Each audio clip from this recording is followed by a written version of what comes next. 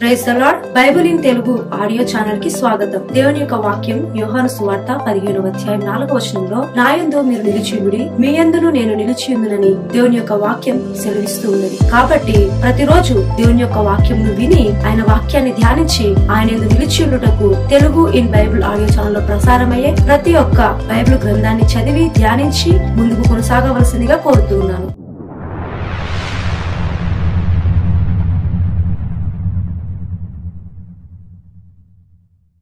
న్యాయాధిపతులు 21వ అధ్యాయము.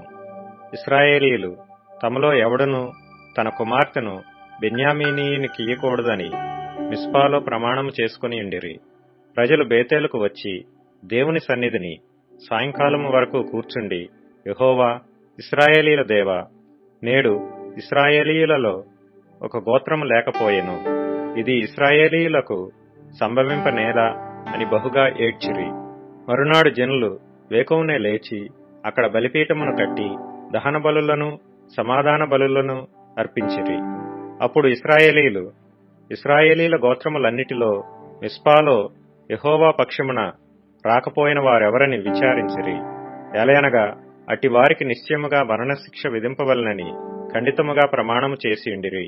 ఇశ్రాయేలీలు తమ సహోదరులైన బెన్యామీనీయులను గూర్చి పశ్చాత్తాపపడి, నేడు ఒక గోత్రము ఇశ్రాయేలీలలో నుండకుండా కొట్టివేయబడి ఉన్నది, మిగిలియున్న వారికి భార్యలు దొరుకునట్లు మనము మన కుమార్తెలను వారికి పెండ్లి చేయమని యెహోవా తోడని ప్రమాణము చేసితిమి కదా, వారి విషయంలో ఏమి చేయగలము అని చెప్పుకొనిరి.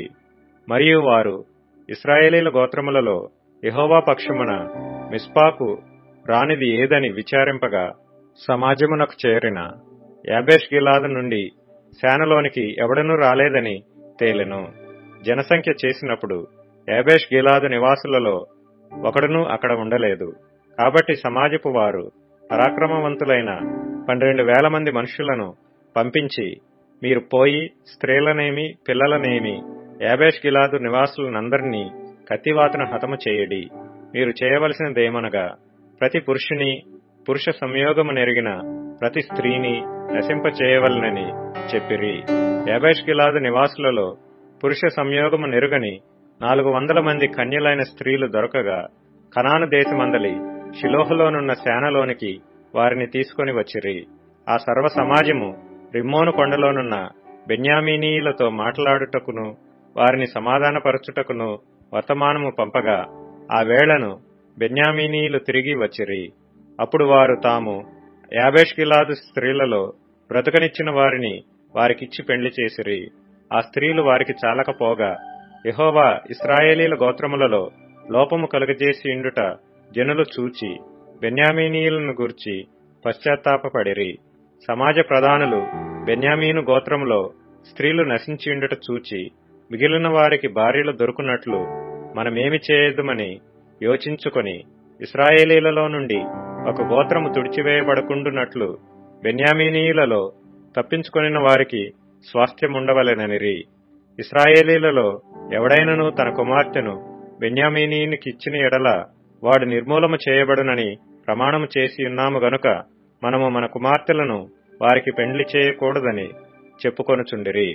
కాగా వారు బెన్యామీనీయులతో ఇట్లనిరి, ఇదిగో బేతేలుకు ఉత్తర దిక్కున బేతేరు నుండి షెకెమునకు పోవు రాజమార్గమునకు తూర్పుననున్న లెబోనాకు దక్షిణ దిక్కున యెహోవాకు పండగ ఏటేటా షిలోహులో జరుగునని చెప్పి బెన్యామీనీయులను చూచి, మీరు వెళ్లి ద్రాక్ష తోటలలో మాటున నుండి షిలోహు స్త్రీలు నాట్యమాడు వారితో కలిసి నాట్యమాడుటకు బయలుదేరగా, ద్రాక్ష తోటలలో నుండి బయలుదేరి వచ్చి పెండి చేసుకొనుటకు ప్రతివాడును షిలోహు స్త్రీలలో ఒకదాని పట్టుకొని బెన్యామీనీయుల దేశమునకు పారిపోవుడి.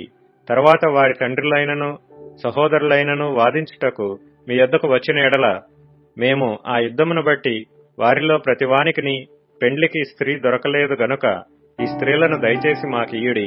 ఈ సమయమున వారికిచ్చిన ఎడల మీరు అపరాధులగుదురు గనుక మాకిచ్చినట్లుగా ఇయ్యుడని వారితో చెప్పెదమనిరి. కాగా బెన్యామీనీయులు అట్లు చేసి తమ లెక్క చొప్పున నాట్యమాడిన వారిలో నుండి స్త్రీలను పట్టుకొని వారిని తీసుకొని పోయి తమ స్వాస్థ్యమునకు వెళ్లి పట్టణములను కట్టి వాటిలో నివసించిరి. అటు పిమ్మట ఇశ్రాయేలీలలో ప్రతివాడును అక్కడ నుండి తమ గోత్రస్థానములకును కుటుంబములకును పోయెను. అందరును అక్కడ నుండి బయలుదేరి తమ స్వాస్థ్యములకు పోయిరి. ఆ దినములలో ఇశ్రాయేలీలకు రాజు లేడు. ప్రతివాడును తన తన ఇష్టానుసారముగా ప్రవర్తించుచూ వచ్చెను. ఇంతవరకు ఈ యొక్క వాక్య భాగంను విని మీరు బలపరచబడ్డారని నేను ఆశిస్తూ ఉన్నాను. అలాగే ఈ యొక్క ఛానల్ ని లైక్ చేయండి, షేర్ చేయండి, సబ్స్క్రైబ్ చేయండి. అదే విధంగా డిస్క్రిప్షన్ లో ఉన్న లింక్ ని క్లిక్ చేసి మీ యొక్క ప్రార్థన యొక్క అవసరతలు మాకు తెలియజేయవలసిందిగా కోరుతూ ఉన్నాను. మీ కొరకు మేము ప్రార్థించుటకు ఎల్లప్పుడూ సిద్ధంగా ఉన్నాను. Thank you.